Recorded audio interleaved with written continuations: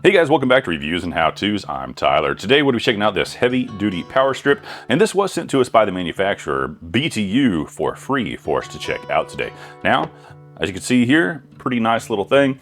Comes with a 6-foot cord. I've already got it plugged in, and then all you gotta do is push the button there. As you can see, it lights up, letting you know that it is on. Comes with some mounting hardware, so if you want to mount this up out of the way, however you want to mount it, 1, 2, 3 holes right there, you can do that.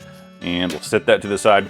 Also, over here, it does have 2 USB-A's and a USB-C PD port. So let's go ahead and put that PD port to the test, make sure it is PD and can fast charge my phone.